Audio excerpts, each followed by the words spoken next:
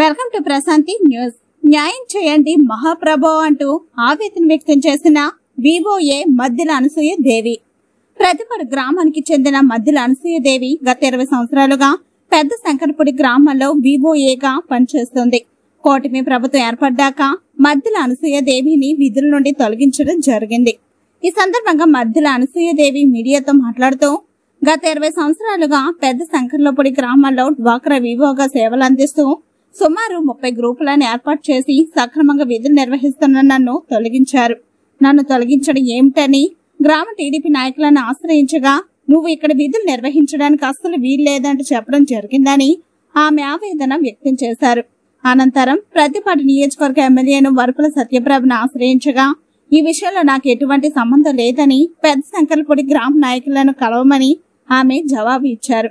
గ్రామ నాయకుల కాలు వేలు పట్టుకున్నా కనీసం కనుకరించలేదని ఆమె ఆవేదన వ్యక్తం చేశారు. భర్త లేని నన్ను ఎంతలా మానసికంగా ఆందోళనకు గురి చేసి హింసించడం ఏమిటని, దళిత కులానికి చెందిన మహిళను కాబట్టి ఇలా నన్ను విధుల నుండి తొలగించడం ఏమిటని ఆమె మీడియా ముఖంగా ఆవేదన వ్యక్తం చేశారు.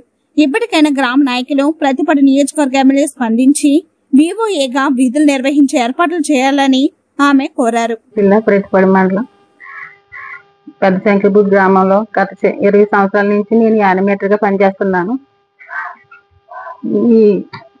ఈ సంవత్సరంలో ప్రభుత్వం తెలుగుదేశం పార్టీ వచ్చిన తర్వాత నన్ను ఈ పార్టీకి సంబంధించిన దానివి కాదు, నువ్వు వైఎస్ఆర్ పార్టీకి సంబంధించిన దానివి, నువ్వు నాకు ఇది ఇక్కడ చేయడానికి వీలు లేదు, నువ్వు వేరే ఊరు ప్రతిపాడు వేయించుకో, లేకపోతే ఇక్కడ మాకు చేయడానికి ఇది లేదు, మేము వేరే వాళ్ళని వేసుకుంటున్నాము అని నన్ను విధుల్లోంచి పక్కన పెట్టడం జరిగింది.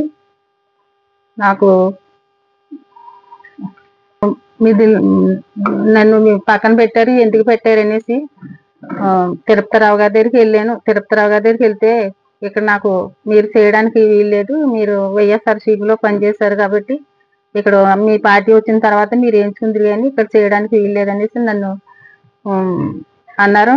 అడిగితే అది కదా సార్, అదేంటండి, నేను ఏ ప్రభుత్వం వచ్చినా గవర్నమెంట్కి సంబంధించి మేము చేస్తాము, నేను ఆ పార్టీ ఈ పార్టీనే ఉందండి, మాకు చేయవలసింది అదే కదా, ఏ ప్రభుత్వం వచ్చినా మేము చేయాలి, మరి నేను ప్రోత్సహించి నేను వైఎస్ఆర్సీపీలో చేయడం ఏంటనేసి నేను అడిగితే, లేదు నువ్వు మౌతులో మాట్లాడావు, మీడియాతో మాట్లాడావు, నువ్వు ఇక్కడ చేయడానికి వీలు లేదనేసి నన్ను చాలా మాటలు నన్ను మాట్లాడారు. నువ్వు అసలు కులానికి చెందిన దానివి, నువ్వు మా ఇక్కడ చేయడానికి వీలు లేదనేసి నన్ను చాలా మాటలు నన్ను చాలా బాధ పెట్టారు, చాలా కించపరిచారు. అయినా నేను ఎంతో బాధపడ్డాను. ఆ తిరుపతిరావు గారి కాళ్ళు కూడా పట్టుకున్నాను. అది కాదు సార్, నేను భర్త లేని దాన్ని, నేను చాలా బాధపడుతున్నాను, పిల్ల పెళ్లికి కూడా అప్పులు చేశాను, నేను 10 లక్షలు అప్పులు చేశాను, ఇంకా అప్పులు బాగైపోయి ఉన్నాను, నాకు ఇదే దారి తప్ప నాకు ఏది దారి లేదు సార్, నేను ఇంటి మీద బతుకుతున్నాను 20 సంవత్సరాల నుంచి, నా మీద ఏమీ రిమార్క్ లేదు, నేనేమి పనులు నేను నా వల్ల ఇక్కడ ఏమీ జరగలేదు, కానీ నన్ను ఎందుకు విధుల్లోంచి తీసేశారు, నా మీద ఏ తప్పు లేకుండా నన్ను తీయవలసిన పని ఏంటనేసి నేను అడిగాను. నువ్వేం చేసినా నాకు ఇక్కడ చేయడానికి వీల్లేదమ్మా, నువ్వు చేసి మాకు అవసరం లేదు, నువ్వు ఏ ప్రభుత్వం ఆ ప్రభుత్వం వస్తుంది ఆ ప్రభుత్వంలో చెయ్యనేసి నన్ను సంవత్సరం నుంచి నన్ను పక్కన పెట్టారు. నాయకుల దగ్గరికి అందరి దగ్గరికి కలమన్నారు, వెళ్ళాను, వాళ్ళ కాళ్ళు కూడా పట్టుకున్నాను. అదే రామకృష్ణ గారు కూడా కాళ్ళు కూడా పట్టుకున్నాను, వెళ్ళి చూస్తానమ్మా చెప్తానమ్మా అన్నారు, కానీ నాకు న్యాయం జరగలేదు. కాబట్టి మీరు కూటమి ప్రభుత్వం, మీరు అందరు నాయకులు నాకు న్యాయం చేయమని నేను అడుగుతున్నాను. నాకు మీరు ఎమ్మెల్యే గారి దగ్గరికి కూడా వెళ్ళాను. ఎమ్మెల్యే గారు కూడా అడిగితే ఆవిడ ఏమన్నారంటే, అమ్మ నేను గ్రామ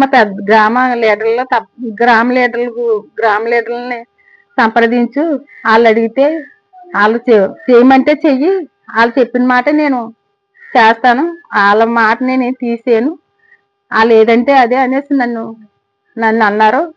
సరే మేడం గారు, అలా కాదు మేడం గారు, నాకు భర్త లేడు, 25 సంవత్సరాలు అయింది భర్త చనిపోయి, నాకు 2 పిల్లలేంటి, నాకు ఇది ఆధారం, ఈ వయసులో నేను బయటికి వెళ్ళి నేను పని చేయలేను, మీరు ఏదో దారి చూపించండి అని అన్నాను. మీరు వెళ్ళి ఆ ప్రతిపాలలోకి వెళ్ళి ఆ కన్నబాబు గారు అడిగమ్మా ప్రతిపాలు ఏంటారు అనేసి నన్ను అన్నారు. వచ్చేసానండి. నాకు ఏ దారి లేక నాకు న్యాయం జరగక మీడియాని సంప్రదించడం జరిగింది.